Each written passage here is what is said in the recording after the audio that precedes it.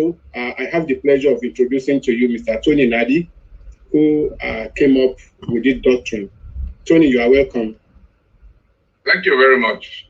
And I will say welcome, good morning, good afternoon, good evening in some of the locations I can see.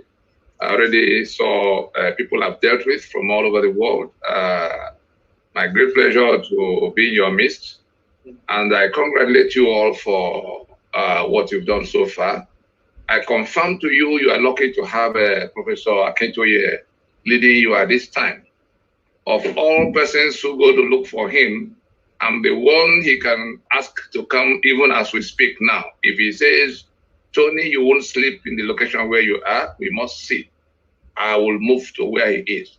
There are few people, only very few people who can so summon. But he has provided leadership. You can see all the difficulties that were there before we got to where something is now coming together. You can't imagine what the system has tried to do around him. The system deployed Yoruba people who they thought could reach him, could surround him, to cage him. Those Yoruba people began to speak with me to say, hey, you don't know him. We know him better. He is this and that. And everything was targeted at his reputation. Everything was targeted at, presenting him as one who was totally different from what he claimed to be. Unfortunately for the system, the people they deployed to go to destroy the reputation of Professor Akintoye were also people I have dealt with in course of this project from as far back as NADECO. And they come talking and I listen to them. When I confront them with some of the things I also have encountered. In all of this, I never had to tell Prof because I know the truth. I know the people manufacturing the falsehood and I know their intention. And so I joined Professor Akintoye in asking us to please support this fund so that the work going on at home will go on more smoothly. There's so much more to be done. I will also report in terms of where are we today. The system, we have defeated this monster. They have no fallback. They have no fallback at all. Everything was dependent on the constitution they had imposed because they took everything from us, tied our hands and legs to the back, and they were hoping that anything we quarreled about, either they pull their guns on us or they will drag us to the National Assembly for whatever they are willing to give to us piecemeal, or they will, all kinds of, or they will trick us into something like this election. They think they can take us to in 2023 at the time we are rejecting the constitution. So all of those things are things that the actions we have taken have not compelled them to come out. I'm sure you had the former governor in Nasarawa that is now senator. What's his name again? Abdullahi, Adamu Abdullahi. He says that the meeting of the southern governors in Asaba and the things they are saying are a betrayal, and that the constitution of Nigeria has settled everything, including how governors should, relate with all the situation, that everything can come to, they are calling it betrayal. Betrayal of who? By who? Some others are saying, oh, you can't get anything done except you are ready for war. We just laugh at them because we knew their antics at the time we were drawing up the plan of what to do with them. We knew they will always want to recurse to violence. And that's why they seize control of all the guns from all the departments of governance that will need to go, whether the army or the air force or the navy or the police or the DSS or immigration, including prisons, including every agency or the one they call civil defense, every agency of government that will carry arms. I'm sure you see the map, the NINA's emblem behind. Every agency of government that carries arms is headed by somebody from that, the yellow belt, the Sharia belt, and not just at the top echelon, at the local command. If you find out from your own community who is your state police commissioner? Who is in charge? Who are the mobile police? Who are the soldiers? Who are all the units of arms-bearing agencies of government are headed by people from that part. So they have surrounded all of us carrying guns. They have seized all our assets. They have, and in season, it is the Constitution, that 68 item exclusive list on the Constitution is where they, confiscated all assets. So when they're in control of all the economic assets, you saw the ports in Lagos from independence to date, there's never been one Yoruba man qualified to be Controller General of Customs. And that is where the revenue is collected. If Nigeria is not in place today, Yoruba land will be taking no less than 2 trillion from that port.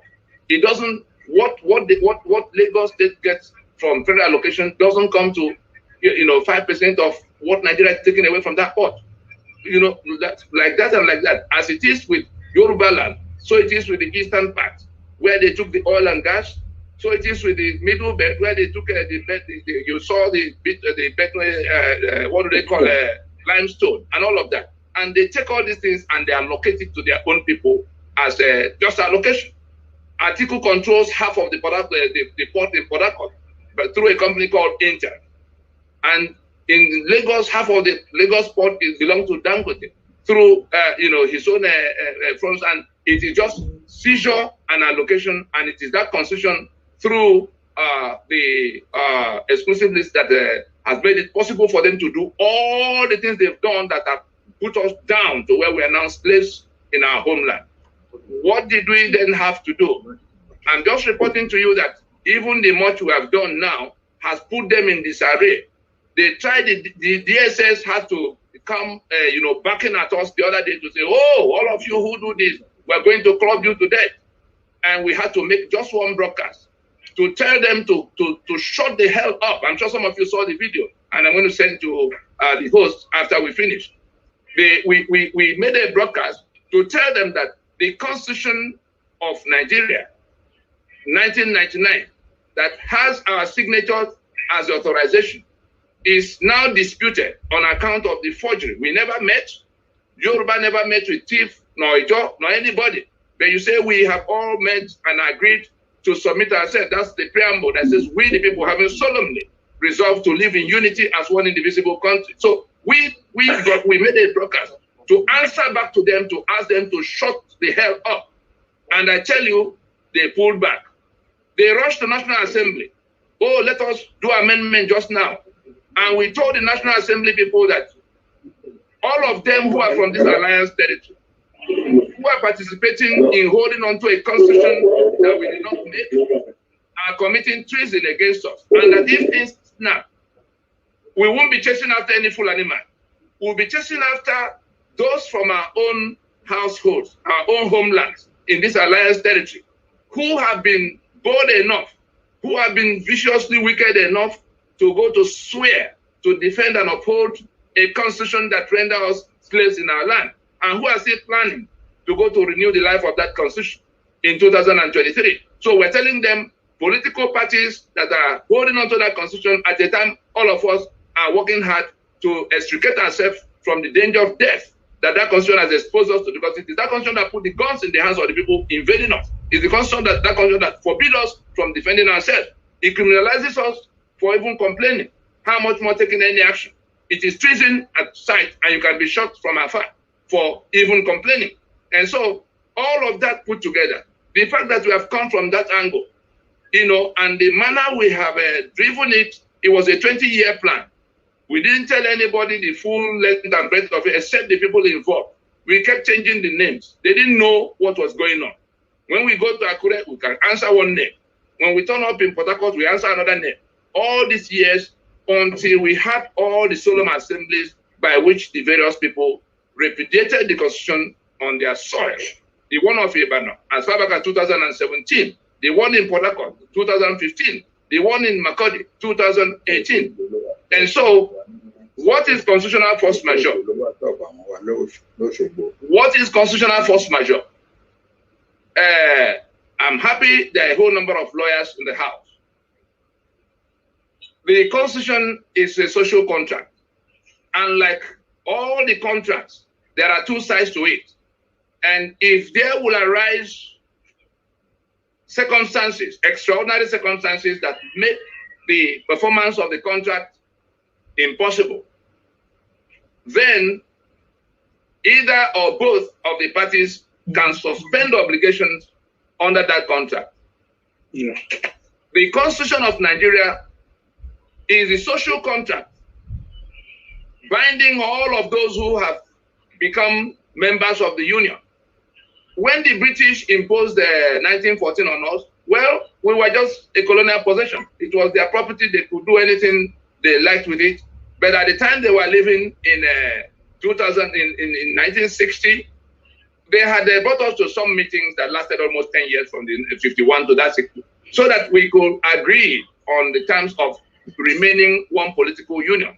And we did agree. We agreed to be a federation. We agreed to be a secular union. And in that federation, assets will belong to the federating regions, and they will contribute only 15% to the center.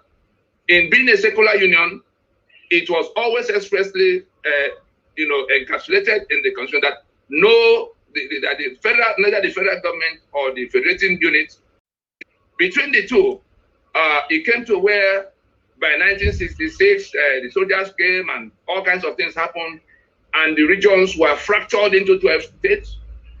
And then the assets of those regions were taken over by the federal government progressively. And today we have 68 items of exclusive list in which everything that defines the powers and rights of the owners of the project, that is the Yoruba that is federating with others, are now exclusively in the hands of the federal government. 3 million barrels of crude oil, the ports, all the taxes collected, VAT, everything now in their hands by means of that exclusive list. Even the power to buy from them. For instance, crude oil. If they do not put the powers to refine in that exclusive list, Lagos that has 40 million people to worry about, we can deceive ourselves with other figures. But I tell you, more people turn up here, even those who don't live here. They come here so often, and they have to drink water, they have to sleep in some place. So Lagos has about 40 million people to worry about. Lagos can buy, if that exclusive list was not there, Lagos can buy crude oil when you remove the cost of shipment, which other countries have to pay. Lagos can take crude oil from Port Harcourt, license a few people to build refineries, and then there will be petrol servicing these 40 million people. They can sell whatever they don't need to use here. That is for petroleum products alone. But because it's on the exclusive list, only Nigeria and the inefficient arrangements we put in place can process crude. And therefore, we are not processing. The 4 refineries are down, and we have to import at international prices for a country that sells 3 million barrels out. And the people who should have been working in those various refineries go to Houston area. I saw my brother from Dallas. We know how many refineries. What is there refining? That is for refinery. In electricity, we are still discussing 5,000 megawatts of electricity for 200 million people. Yoruba alone, 5,000 megawatts will not service Lagos. 5,000 megawatts will not service Lagos. If their factories were functioning. But that is all we are discussing. That's what we are discussing. And so we just come to where every single thing, the security we're talking about, is because arms and ammunition are on that exclusively. So everything that we have lamented about, the corruption we see, are created and protected by that constitution, as we see in the immunity clause and the appropriation provisions. So we say to ourselves,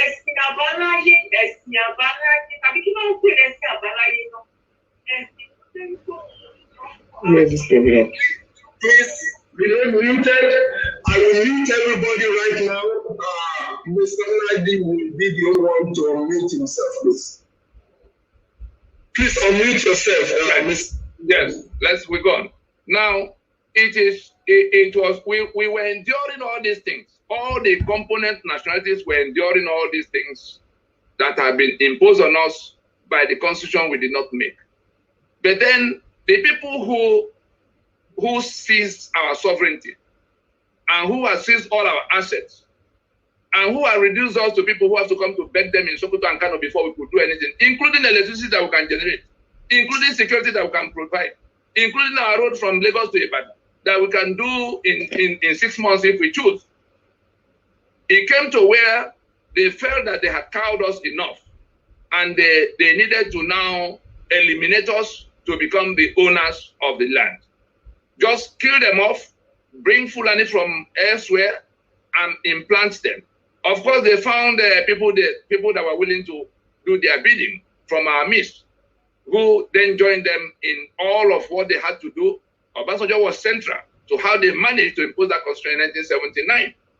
You saw Tinubu warming up to hold the ladder around for them one more time. As it is from your part, so it is in our part. We have seen what Ohaneze is doing, the Ohaneze of George Obiozor. We have seen some of our own people who just anything Abuja says is where they want to go. We've seen the governor in Imo and all kinds of things going on there. So they always have people in the middle belt. We have seen the Onongos of this world and what are their names again? The people who hold the ladder for them to continue to climb around other people in the name of One North of the time. So we said to ourselves, these people are not content with subjugating us. They now want to exterminate us. What are the options? How many can we buy guns, and in what formations are we going to fight? They have already pitched us against one another. Igbo and Yoruba can never come under one roof. Ijo and Ogoni can never pass one road. TV and Juku must always be at war. All those things being orchestrated from the central place of, mismanaging us in London, Buckingham Palace, 10 Downing Street, Sokoto Palace. They have us on the table as a map. What do they do to make sure that at every point in time, nobody is on speaking terms with the other? They created the states in the manner that could make you and your next neighbor not have anything to discuss at all. Meanwhile, you have the same problem coming from the same source. So we said to ourselves, we've gone to war when it was the East that complained. We went to war. They managed to rally everybody, beat them down. Then it got to Abiola's election. Abiola won the election, and they decided to lock him down and going all the way to killing him. Yoruba complained. Yoruba wanted to leave the union. They rallied everybody. Everybody will have one thing or the other to look for from the past. To say, okay, the other day they joined in beating us up. Now it's our turn to join in beating them up too. That's what we have been doing all these years. And so Abiola was killed for winning an election, and Yoruba was beaten down, for complaining about that treatment. We said, look, this is now something that all of us will have to find a common answer to. Luckily for us, because God always makes a provision for any situation. If you look back, you will see if you open your eyes, you will see the provision God makes ahead of every problem. Ahead of every problem. Imagine if there was no technology in the manner we have, and COVID-19 came, Corona came. How would we have carried on? We would have just been shut down and locked out from moving around, that the world would collapse on our head. But there was technology that enabled us, do all kinds of things already. And so Corona came, we sat back. Today we can meet just about any time across the globe. At the time, travels will have been restricted to the point where nobody is able to meet. So God had made a provision in getting them to put our signature on that document in a manner that gave us a window of opportunity, like every other forgery. The situation we're dealing with is like the check you did not sign being used to cash your money with your signature forged and put on it. In your full view, at the time, you do not have access to spend that money. So that constitution that says we the people have solemnly resolved to live together in one part. That is where Yoruba have decided, having met with other people, to submit their lands into this union. Then it comes to the second part saying, do we hereby make and give unto ourselves the following constitution? Again, like memo and articles of a company. In order for us to understand the force majeure concept more properly, because it is now operationalized. We're not talking theory. We're like a machinery, bulldozer, digging at the foundation, the pillars that hold Nigeria to the ground, and removing it. And nothing they can find is going to stop that bulldozer from taking down that building, clearing Nigeria that has been constructing itself on our spaces against our will. Because the title deed they have as our signature, as the ones who submitted our lands, like Memo creates the company. The Memo is where James, John, and Johnson have come together to submit themselves and their assets to form John James Limited.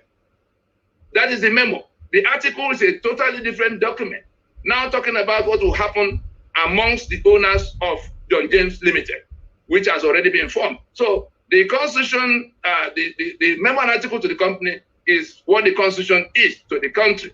And we say the Memo of Yoruba that agreed with the Joint Chief to form Nigeria is a forgery, to the extent that there was no meeting, and there's proof that there was no meeting because God caused them to make a fundamental mistake. Decree number 24, by which that constitution was introduced in 1999, tells the story. And there was an instruction in subsection 1 subsection 3. It's a 2-section, that decree is only 2 sections. In subsection 3 of section 1, it says there's an express instruction that decree number 24 should not be printed along with the document or the constitution by the federal government printer. That instruction is still there. If you Google the constitution, you will see that instruction. Absalom Abaka wrote it. Now, in their hurry to get away with their loot, they went and printed in error that decree along with that constitution. It is that decree that is gazetted along with the document. That is the proof of how they came about it, because that decree has step by step. Absalami said he formed a committee, Constitution Debate Committee, that went around and came back to Provisional Army Council, which then approved of it, subject to the what's it called? Subject to the amendments.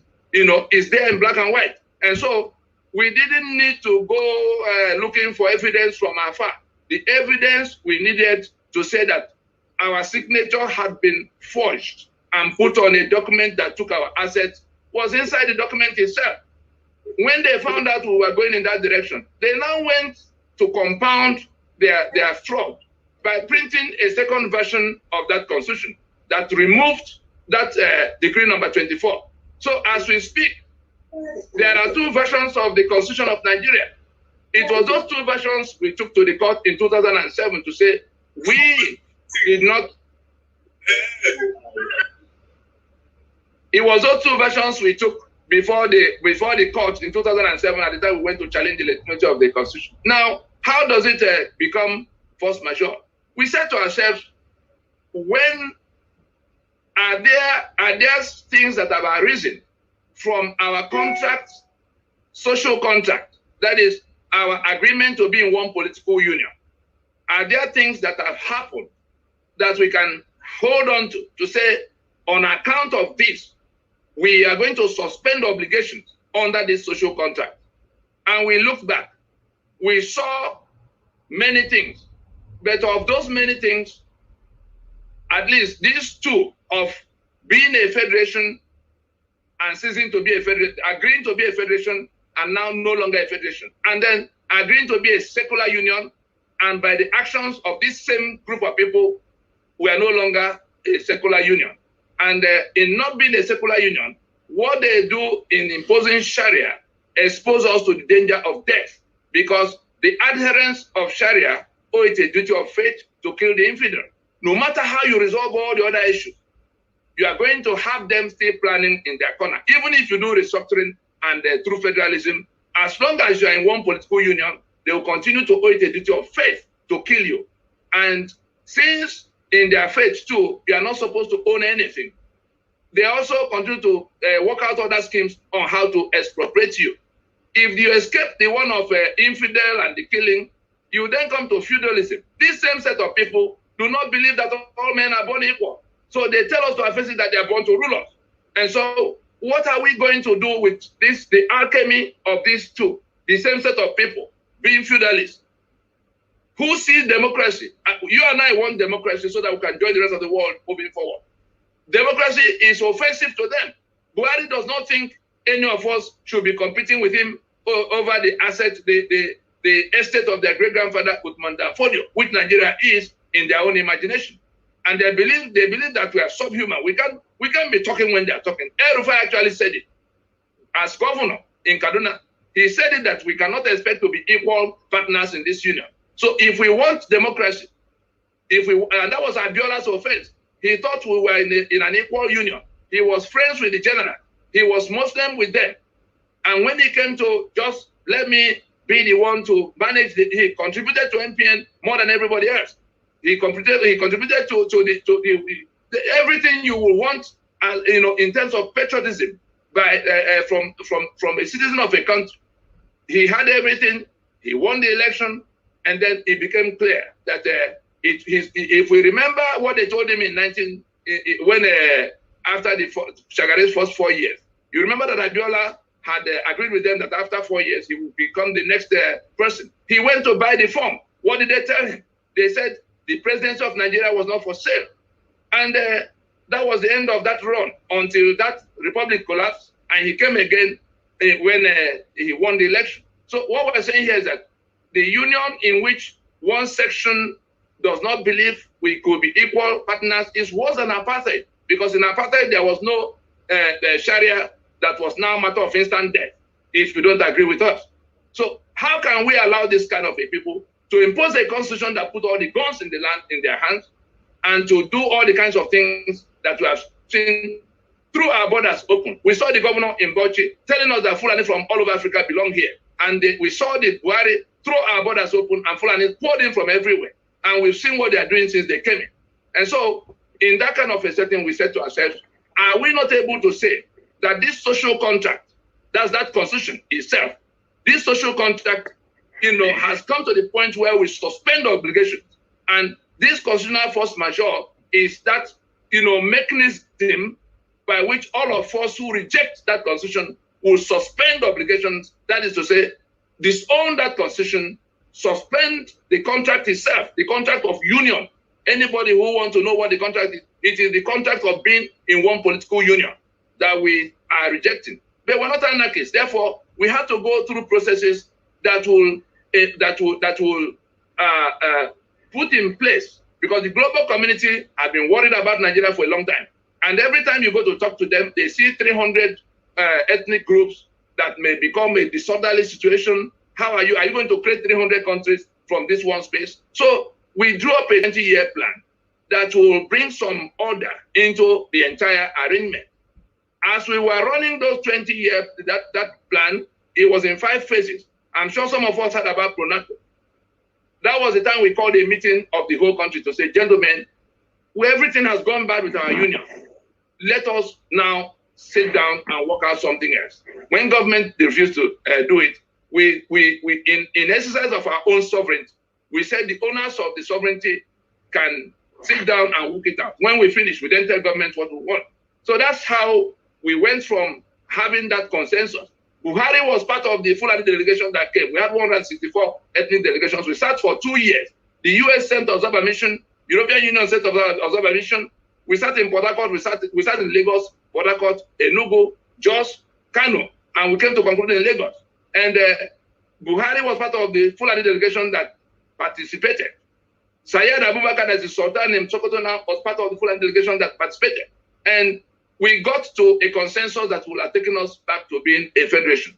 We all agreed that the question of Sharia must be removed from what will affect anybody. If they want to do anything, it must be something that will never have, that will never inconvenience anybody who is from any other part of the federation. Everything was agreed. Then they began to pull back from that consensus, and that was why we now, we found more grounds to carry on the federation that we should have had, in which Yoruba would have been the owner of its own assets, organizing its affairs and contributing only 15%. 15% for those who did not know what the regions were contributing to the center. It was 15%.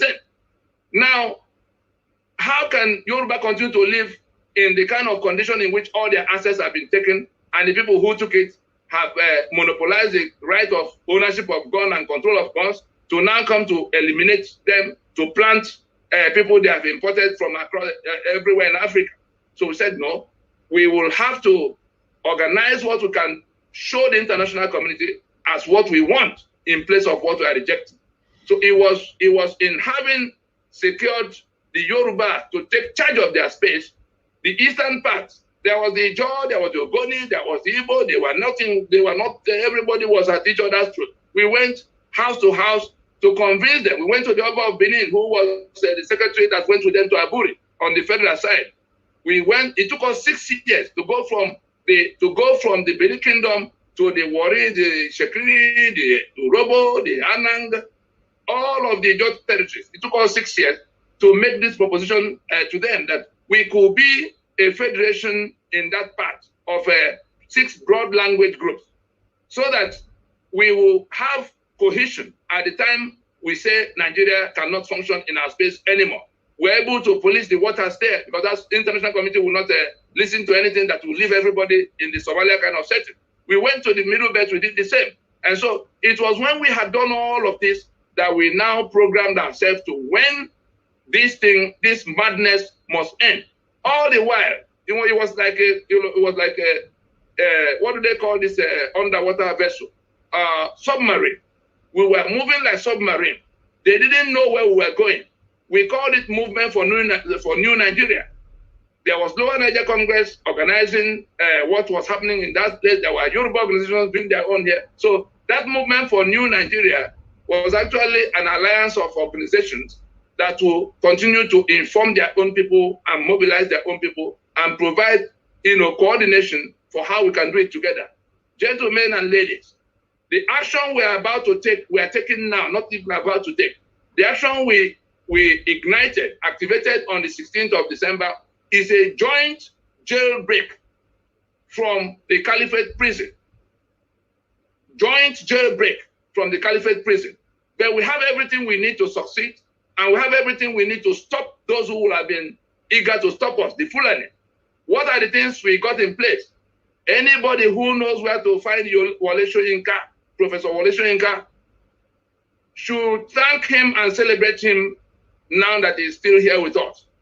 The biggest contribution he made to this joint jailbreak effort was done when Kofi Annan was secretary at the UN. We had finished Pronaco because we wanted to have a document in our hand before we launch a very serious attack on that constitution, so that if the document is going down, we are moving to what will become the replacement. The ones who have imposed Sharia, they are contiguous 12 states, and they acted simultaneously. So we interpreted what they did as, their right to self-determination. That is, they have seceded from our secular union.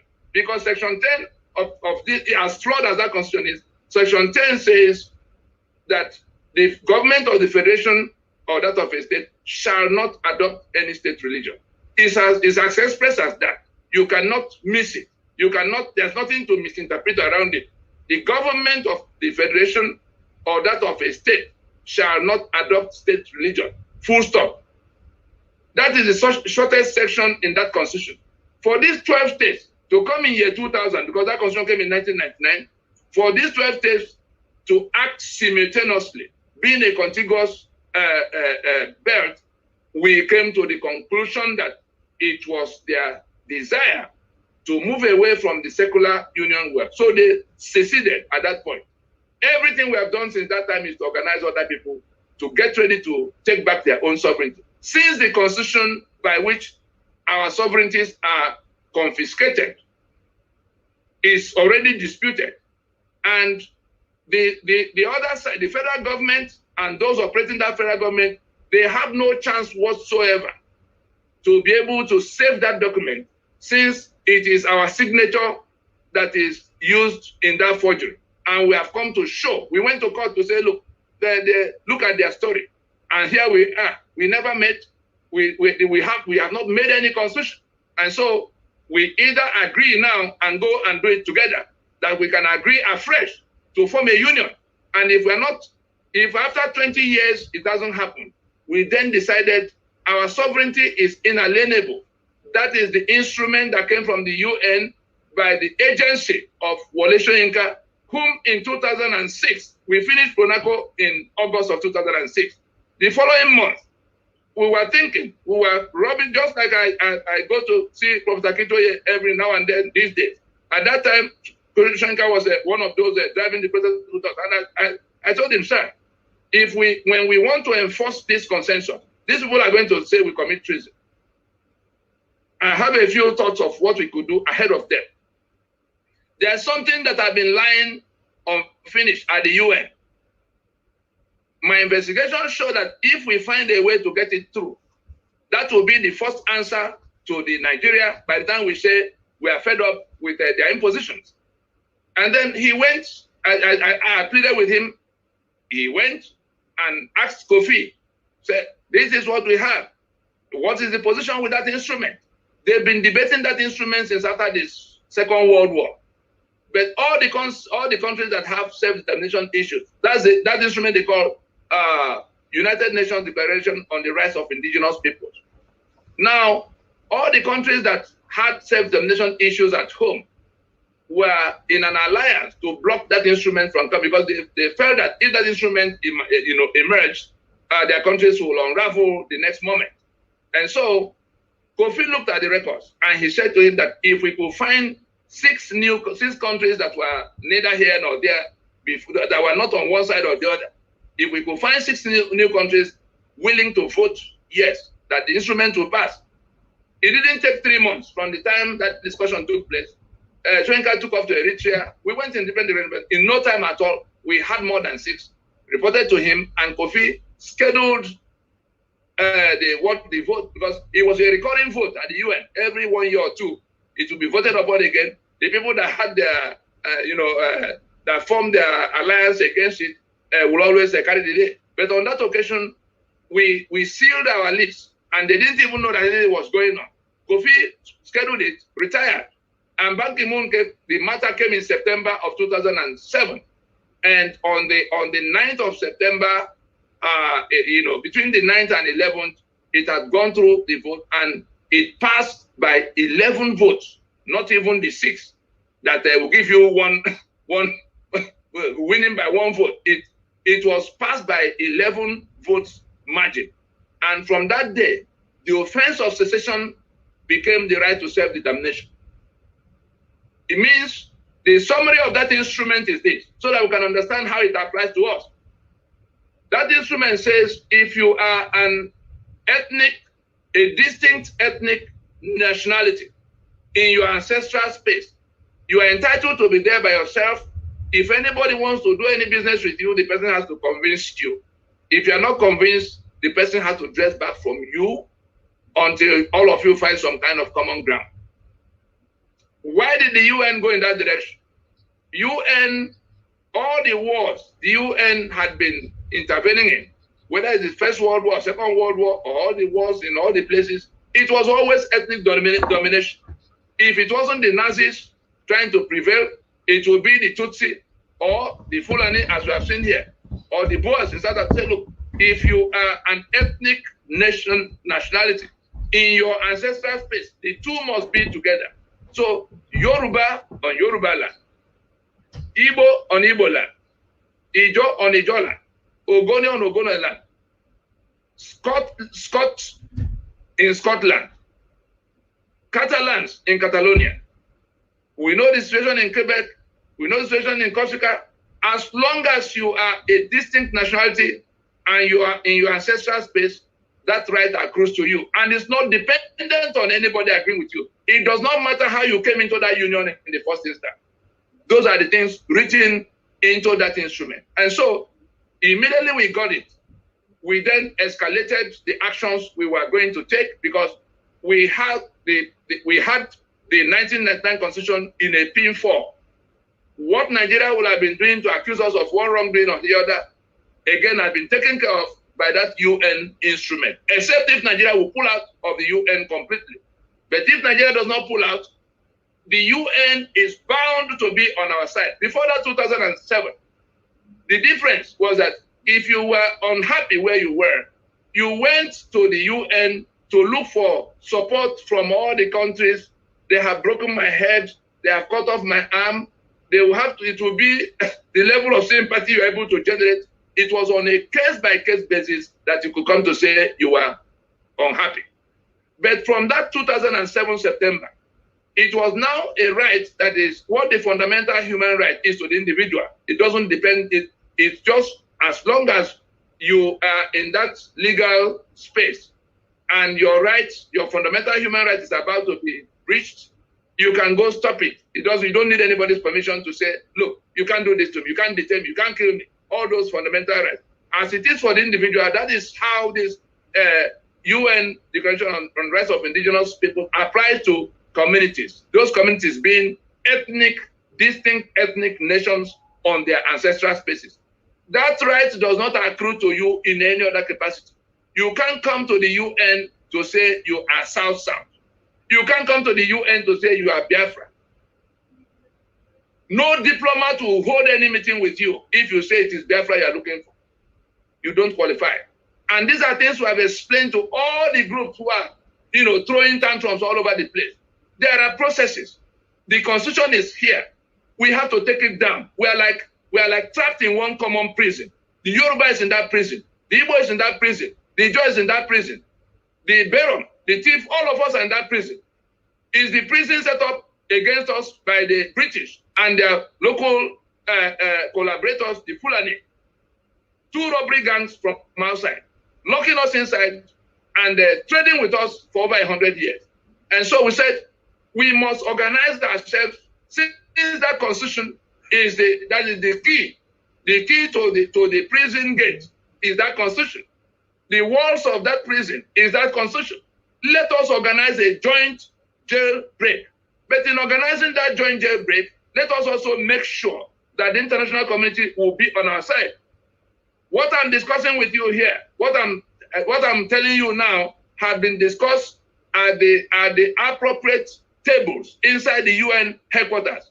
The Amina Mohammed they sent in their hurry to see whether they could find out what we were doing in the place.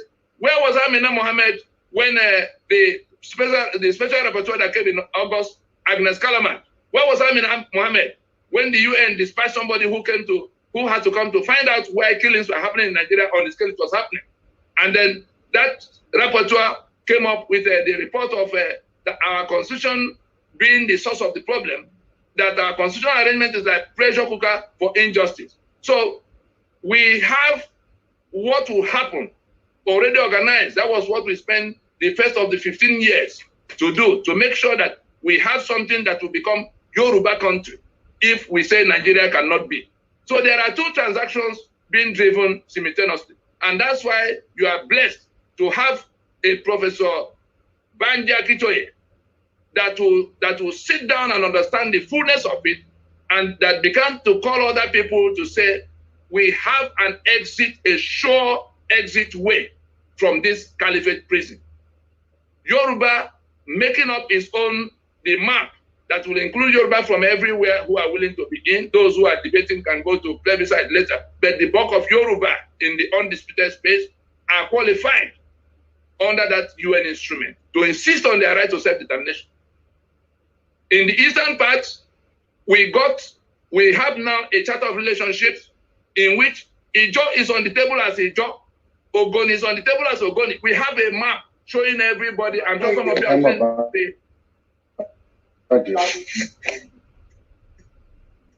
I'm sure some of us have seen the 1885 map by which the territory of the Lower Niger, that's the eastern, the eastern half of southern Nigeria, as you see in that map. Everything that went wrong with Biafra was done from London. And so we said, let us leave that word Biafra, because once you say Biafra, you can no longer put a map to it, no matter how you try. Because the Biafra that was declared on the 30th of May in 1967 was coming 3 days after the creation of the fracturing of the region to prevent the Eastern region from declaring itself or leaving the Union. And so those 12 states in which the then Rivers State that has become Rivers and Bayelsa now, and the southeastern state of the time that has become Cross River and Akwa Ibom. They will tell you, and it will be factually correct, that River States, Cross River State, and all those territories were not in your eastern region that became Biafra on the 30th of May in 1967. The Gazette is still there, Decree number 14 of 1967 by Gowon. And so the people who are, it is at this depth of knowledge, and we went searching out for all of those who are fed up, explaining to them whether they were from our part, even the Niger Delta, militancy and agitation. We took time, the Asaris of this world, all of them who have been doing various things. We got everybody to say, what are you looking for?